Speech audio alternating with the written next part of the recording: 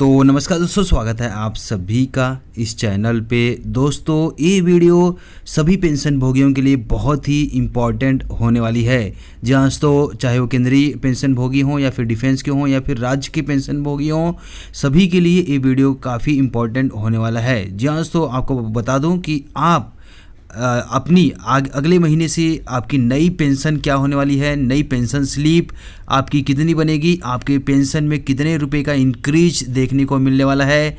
दोस्तों इस वीडियो के माध्यम से मैं पूरी जानकारी आपको देने वाला हूं, तो आप इस वीडियो को लाइक कर दीजिए। चैनल पे पहली बार आए हैं तो चैनल को भी सब्सक्राइब करके बेल आइकन को ज़रूर दबा दीजिए। दोस्तों आपको बता दूं कि आप वीडियो को लाइक करते हैं तो हमारी मेहनत का फल हमको मिल जाता है, तो वीडियो को लाइक ज़रूर कीजिए। दोस्तों इसी के साथ मैं आपको बता दूं कि जितने भी पेंशन भोगी हैं इस समय वो 17% के हिसाब से महंगाई भत्ता पा रहे हैं। अगर उनको 7th CPC का फ़ायदा दिया गया है तो उनको महंगाई भत्ता जो है 17% के हिसाब से मिल रहा होगा। तो अब दोस्तों अगले महीने से आपकी जो है महंगाई भत्ता 28% के हिसाब से होने वाली है, यानी कि आपके महंगाई भत्ते में बढ़ोतरी होने वाली है और आपका कुल महंगाई भत्ता 28% हो जाएगा। 28% होने का मतलब है कि आपकी पेंशन सीधा 11% बढ़ जाएगी। दोस्तों आपको बता दूं कि जो पेंशन भोगी होते हैं उनका केवल DA बढ़ाया जाता है। DA जब रिवाइज होता है तब उनको बढ़ा के उसका बेनिफिट दिया जाता है और बाकी अन्य फ़ायदे उनको नहीं दिए जाते हैं। अब जब पे कमीशन लगता है तो उसके बाद उनको उसका फ़ायदा दिया जाता है। तो फिलहाल दोस्तों बात कर लेते हैं DA की।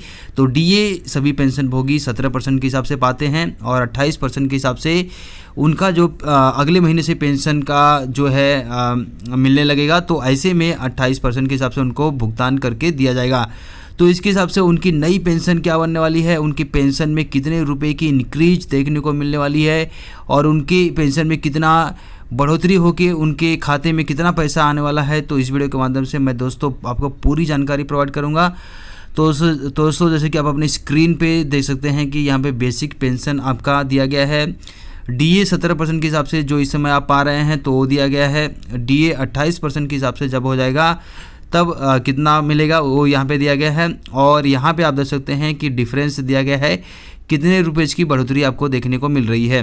अब दोस्तों DA 17% के हिसाब से आप करंट में इतनी पेंशन पा रहे हैं और आगे से आपकी नई पेंशन क्या हो जाएगी यहाँ पे आप देख सकते हैं और आपके पेंशन में कितने रुपए की बढ़ोतरी हो रही है आप यहाँ पे देख सकते हैं। दोस्तों आपको बता दूं कि जिनका बेसिक पेंशन 9,000 रुपये है तो उनका जो है DA 28% होने के बाद जो है 990 रुपये की बढ़ोतरी उनके DA में बढ़ने से उनकी सैलरी पेंशन में हो जाएगी। तो इस प्रकार से कुल उनकी नई पेंशन बन जाएगी 11,520 रुपया। वहीं पे जिनकी बेसिक पेंशन 10,000 रुपये है तो उनका नया पेंशन बन जाएगा 12,800 रुपया, यानी कि उनके DA में सीधा 1100 रुपये की बढ़ोतरी देखने को मिलने वाली है। वहीं पे दोस्तों आपको बता दूं कि जिनकी बेसिक पेंशन 11,000 रुपये है तो 17% के हिसाब से उनकी बेसिक पेंशन 11,000 के हिसाब से 1,870 रुपये उनका DA बनता है। जब 28% DA पाने लगेंगे तो 3,080 रुपये उनको मिलने लगेगा। इस प्रकार से उनके पेंशन में 1,210 रुपये की बढ़ोतरी आगे चल के देखने को मिलने वाली है और उनकी नई पेंशन जो हो जाएगी 14,080 रुपये उनके खाते में आएगा। वहीं पे दोस्तों बात कर लेता हूं जिनकी बेसिक पेंशन 12,000 रुपये है, तो ऐसे में DA 17% के हिसाब से भुगतान होने पे उनको 2,040 रुपये मिलता है। अब जब DA 28% के हिसाब से हो जाएगा तो 3,360 रुपये उनको दिया जाएगा और उनकी पेंशन में 1,320 रुपये की बढ़ोतरी देखने को मिलने वाली है और उनकी नई पेंशन जो हो जाएगी 15,360 रुपये उनकी नई पेंशन मिलने लगेगी हाथ में। दोस्तों यहाँ पे तो हो गई कम बेसिक वाले की, जिनकी भी कम बेसिक है। उसके बाद आप दोस्तों बीच में देख लेते हैं कि यहाँ पे आप देख सकते हैं जिनकी बेसिक पेंशन 25,000 रुपये है तो उनके DA में कुल 2,750 रुपये की बढ़ोतरी आगे से देखने को मिलने वाली है और उनकी टोटल पेंशन जो इस समय उस 28% होने के बाद 32,000 उनकी टोटल पेंशन बनने लगेगी। वहीं पे जो दोस्तों जिनकी बेसिक पेंशन 26,000 रुपये है तो आगे से चल के उनको 33,280 रुपये उनको पेंशन मिलने लगेगा और उनके पेंशन में 2,860 रुपये बढ़ोतरी हो जाएगी।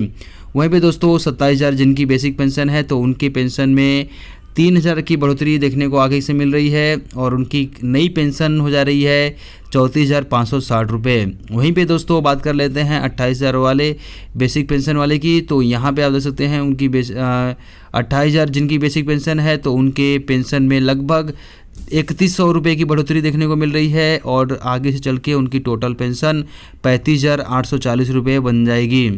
दोस्तों वहीं पे बात कर लेते हैं 29,000 जिनकी बेसिक पेंशन है तो उनकी पेंशन में लगभग 3,190 रुपये की बढ़ोतरी अगले महीने से देखने को मिलने वाली है और उनकी टोटल पेंशन 37,120 रुपये आगे से चल के बन जाएगी। वहीं पे दोस्तों बात कर लेते हैं जिनकी बेसिक पेंशन 30,000 रुपये है तो आगे चल के उनके पेंशन में 3,300 रुपये की बढ़ोतरी आगे देखने को मिलेगी और 38,400 रुपये उनकी नई पेंशन बन जाएगी। तो दोस्तों आप देख सकते हैं कि आपकी पेंशन में आगे चल के आपके डीए बढ़ने से आपकी पेंशन बढ़ जा रही है। तो ऐसे में आपकी पेंशन में लगभग जिनकी कम बेसिक है, जिनकी कम एकदम शुरुआती बेसिक है तो उनके पेंशन में लगभग 1,000 रुपये की बढ़ोतरी आगे से चल के देखने को मिलने वाली है और जिनकी पेंशन बेसिक पेंशन लगभग 15, 16, 17 हज़ार या 20,000, 30,000 के लगभग है तो उनकी पेंशन में लगभग 4 से 5,000 रुपये की बढ़ोतरी आगे से चल के देखने को मिलने वाली है। दोस्तों मैंने इस वीडियो के माध्यम से आपको बता दिया है कि आपकी नई पेंशन कितनी बनेगी। आप अपनी पेंशन स्लिप इसे पता कर सकते हैं अपनी बेसिक के हिसाब से। तो दोस्तों आपको क्या काम करना है, यहाँ पे इसके लिंक मैं दे दूँगा तो आप इस लिंक पे जाइए और देख लीजिए कि आपकी पेंशन में कितने रुपए की बढ़ोतरी आगे से चल के देखने को मिलने वाली है। तो दोस्तों सभी पेंशन भोगियों के साथ इस वीडियो को शेयर कीजिए और सभी पेंशन भोगियों को पहले से कांग्रेचुलेसन कि उनकी पेंशन जो है आगे से चल के बढ़ के मिलने वाली है। तो ऐसे में सभी पेंशन भोगियों को सैल्यूट कि उनकी पेंशन आगे चल के बढ़ के मिलने वाली है। दोस्तों इसी उम्मीद के साथ मिलते हैं एक और नए वीडियो के साथ, तब तक के लिए बाय, जय हिंद।